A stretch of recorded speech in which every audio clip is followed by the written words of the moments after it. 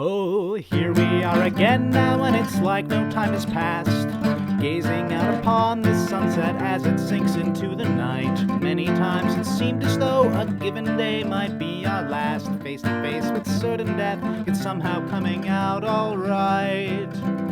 I don't think that we have any cause to lament, but there's quite a lot of thrilling intent, thrilling intent, thrilling intent, thrilling intent.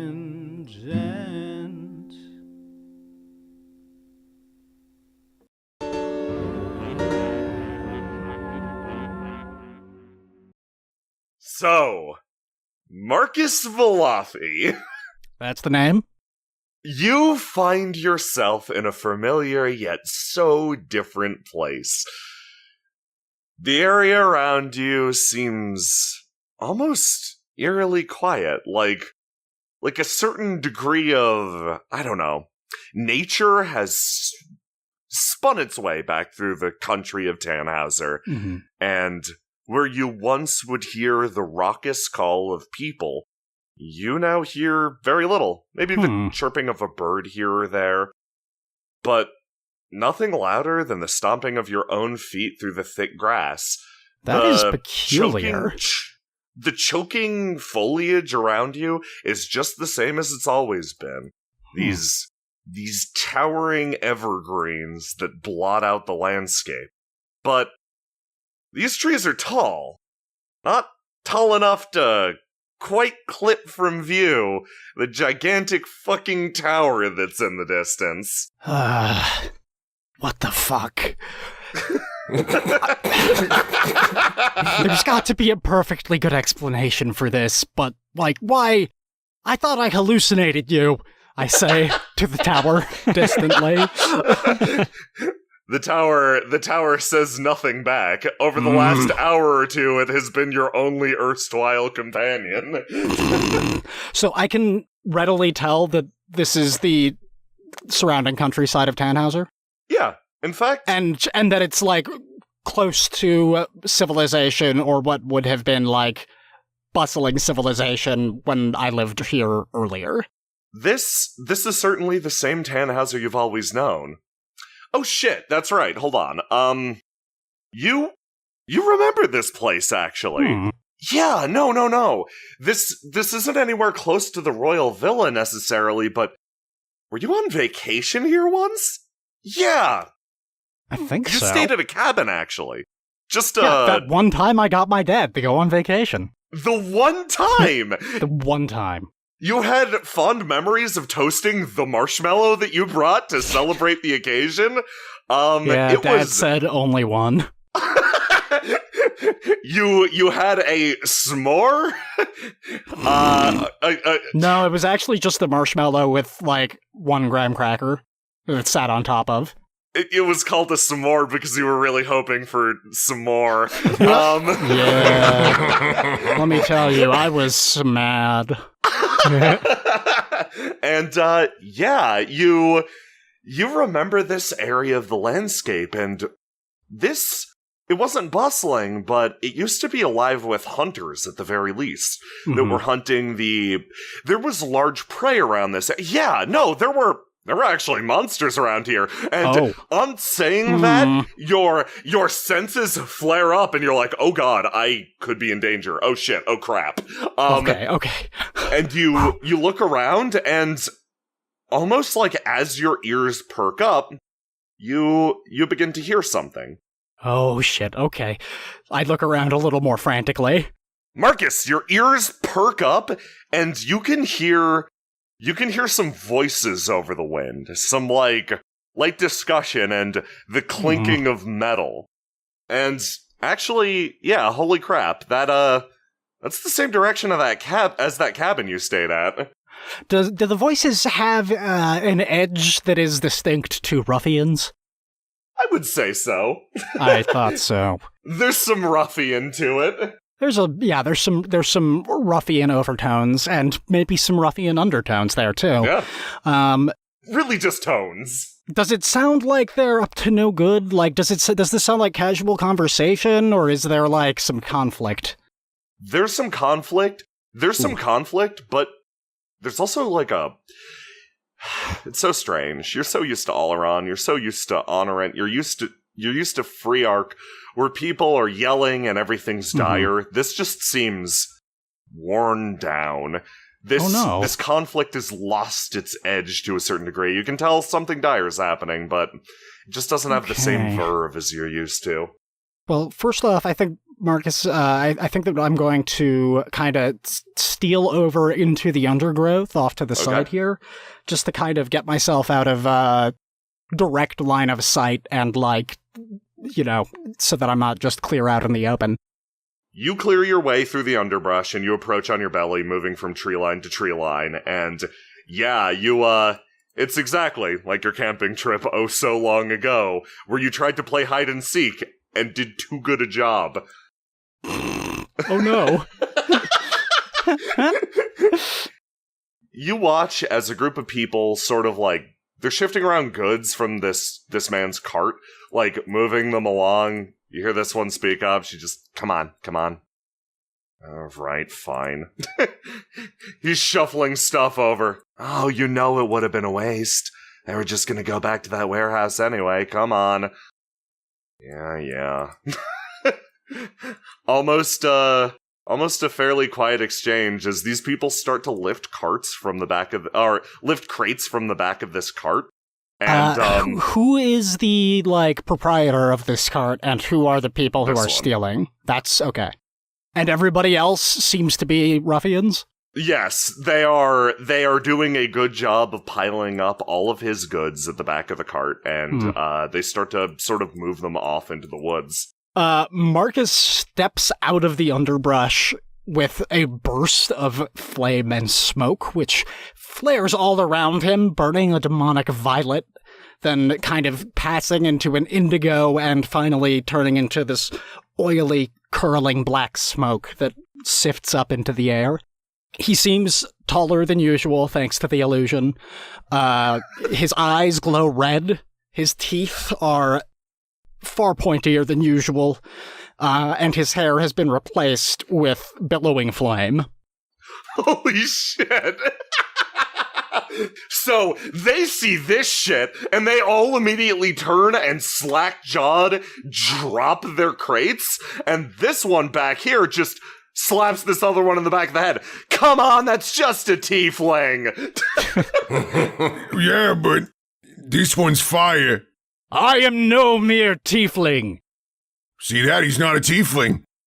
I am the guardian of these woods. Leave if you know what's good for you. He said no mere tiefling, that means he's still tiefling, just like more. Oh.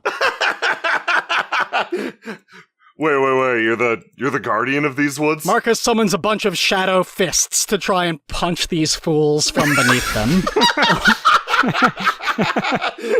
Okay. Just a volley of shadow fists. You conjure these shadow fists after they lightly sass you, and you're like, fucking come on. You start wailing on them.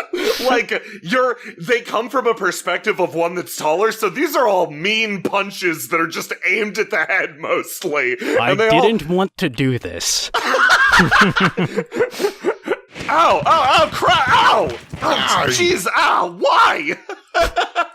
They all start to scuttle backwards. Whatever this person owned is dropped to the ground. Each of the hands, which is still kind of sticking up out of the ground, is suddenly holding a knife. So how about we stop there, and you can run off into the woods where you belong, back to whatever dingy hole you call home. Hey! And leave the goods behind. They all hate you at the same time. Oh, what? Do you have some non-dingy hole? It's pretty nice. I don't know. We live in a village. Just calling it out doesn't make us feel better.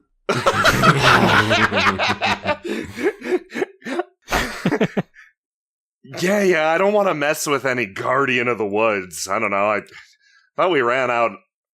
I thought there wasn't anybody around these parts. Come on. They start to like move off. Move with haste if you know what's good for you. The hands with knives continue to chase them. Okay. Let's go report back to the boss. This is annoying. I make a note of the direction that they go off in. Okay, they all fuck off. Then I turn around, the illusion dispelling, like, all at once. Hello there, Monster. Cart monster. Wait, hey, I'm not a monster. You're a monster. You look monstrous. I'm sorry, that was a knee-jerk response. Oh, man. Yeah, that's cool. Thanks for helping me, Guardian of the Woods. You're welcome. I look, don't say this too loud, but I'm not actually the Guardian of the Woods. That was a clever trick to help you. Thanks. I guess are you from around here? Well, technically, yes. Well, thanks. Any chance you're willing to walk with me the rest of the way? I gotta take this to the East Trade Alliance. Ah, an escort quest, eh? Why'd you say it like that? Oh, no reason. Do you want a little bit of help loading these boxes back onto your cart? Because I will not be much help in that regard. Yeah, that, Oh, wait, but you know what? The hands with knives drop their knives, which just kind of melt back into the hands, and assist with reloading the cart. It takes a few moments, and you quickly reload the cart. The man sort of, like, brightens up a bit. Oh, thanks, Of course. What's your name? He reaches down and shoulders the cart. My name's Alexander. Oh, pleased to meet you, Alexander. My name is... It's an awfully Morthos. Morthos? Morthos. Pleased to meet you. My name's Forces. Yeah, nice to meet you wait, too. no. My name's Carmus. I take it back. Okay. Hello, I am a friend. I lied to you twice. This is my real name, I promise. After saving me, I don't super have a reason to distrust you, so... Until this moment. Yeah, that's basically 90% of how I'm able to get people to listen to me. By the way, were you just, like, pulling this cart by hand? Yeah. You don't have, like, a donkey or something? Used to. What happened to it? Super died. Ooh. Yeah. How? I don't actually know what got it. All I know is I woke up in the morning and it was gone. Wait, so you don't know that the donkey's dead then? It could have just run away. Run away, leaving a lot of blood. Okay, but you don't know that it was donkey blood. Maybe somebody tried to steal the donkey and they bit through their carotid artery. Both of them escaped, and the donkey is off free somewhere, living the life of a vampiric steed. I remember what it was like to dream. Buddy, who crushed your hope entirely? A mirror. Oh no! You travel a relatively short distance, and yeah, you recognize actually the path that you're taking. It's this long sloping, arcing path that leads up a hill, which, let me tell you, neither of you is particularly strong. No. And getting this cart up there, actual agony. You managed to make it to the top over the course of, like, probably a half an hour. But you make it. And, yeah, Marcus, this is looking awfully familiar.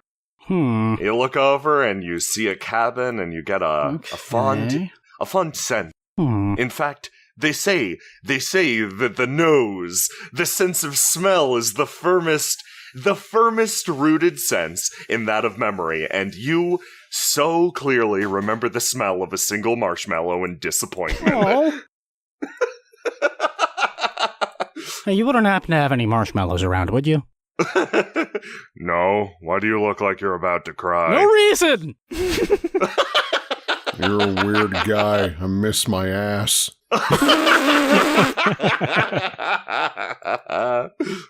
You drag the cart forward and finally lead it to a rest in the middle of the yard and just dump it there. And your good pal Alexander, depressed though he may be, sort of smiles at you. Huh. Thanks for your help. Hey, you're welcome. If you want to trade for anything, that's okay. I just got a bunch of eggs in this cart. Oh, a lot of them are probably broken now. He thinks about them all falling on the I'm ground. sure at least one or maybe a dozen of them are okay. Look, just don't give up hope yet, okay? Who knows how many eggs might still be whole within these boxes? Let's not open them up and find out just yet. Okay, thank you. He starts to walk away. Wait, Alexander, tell me, how long have you lived here for? Oh, me? Well, I've lived here my entire life. And how long is that? I'm he actually struggles thinking about that for a second, and you notice his eyes actually drifting towards the tower. Yeah, I'm 37. Yeah, I'm 37. Huh. I've been here for 37 years. You have? And you've lived in this house that entire time? No, not this house. Oh, okay. I'm just here to make a delivery. Oh. Silly me, I assumed that this was your abode. No, there'd be more chickens here. Of course. He slowly walks forward and starts to knock on the door. Here to make a delivery on the behalf of the East Trade Alliance. I'll take my share now. And you hear a sound from the other Don't forget to tip. You hear a sound from the other side of the door, almost like the loudest and most pointed sigh you have heard in your entire life. Oh, what did I tell you about bothering me in my summer home? This is meant to be rest and relaxation time. If you want to deal with the merchantry, you can walk to the warehouse yourself. Well, they don't want to see me anymore. And why is that? They say I make them sad. I understand them completely. That is so mean! Slowly the door cracks open and someone wanders out. What? I imagine Silverfish has not changed too much over the years. No, they look exactly the same as how you saw them before. Hello? They walk outside and put a hand on Alexander's shoulder. Now, let's get you back to the warehouse. I'll come with. I'm just very tired. I'm not mad at you. Listen, I'm just mad in general. Silverfish? They stop and look at you. Wait a second. Hold on. You probably don't recognize me on account of my having come into my good looks as of late. Markus Valafi! Oh, Yes, the very same. unbelievable! What are you doing back? I was gonna ask you the same thing. I really don't know, man. They cross their hands, look at you, look back at the tower. It is really, really good to see you, though. I was worried that I wouldn't really meet anybody that I actually knew. So, when did you arrive? About what? 20 minutes ago? 30 minutes ago? How long have I been here for? Marcus's eyes cross for a second. It is hard to tell the time. It's been probably about 2-3 hours at this point, but maybe a couple hours. It's not long. They stop, look at you, mouth opens and closes slightly, and then the same coy smile returns. We have a lot to talk about, in fact. Come on, let's go. Okay. I thought you were tired, though. They start to pull you in.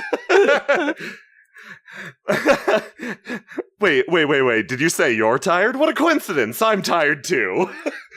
Oh, no, I'm not all that tired. I'm, well, maybe a little bit tired, having just kind of run through a hell dimension for an extended period of time, but, no. And that answers my question of how you got in here. Oh, yes, I ran through a hell dimension for an extended period of time.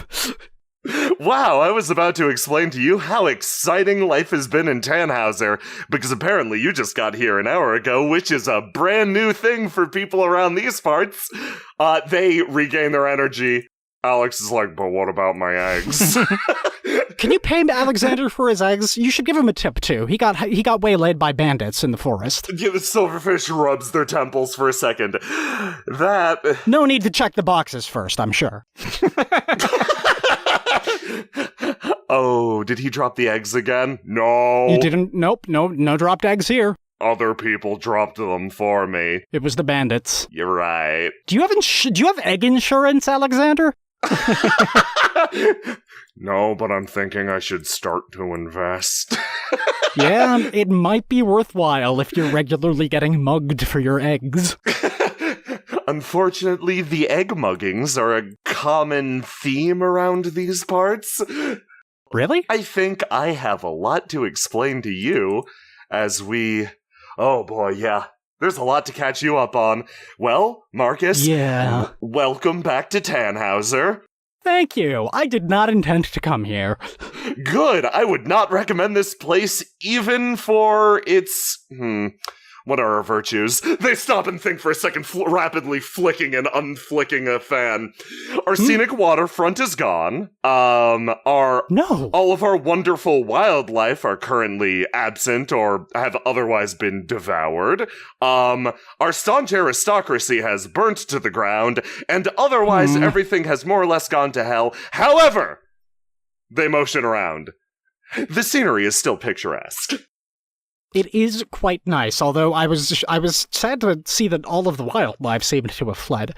Can you tell me what's up with that tower in the distance? I feel like it was not here when I was a child, but at the same time, there's part of my brain insisting that it's obviously always been there. Well, the tower's obviously always been there. No, it hasn't!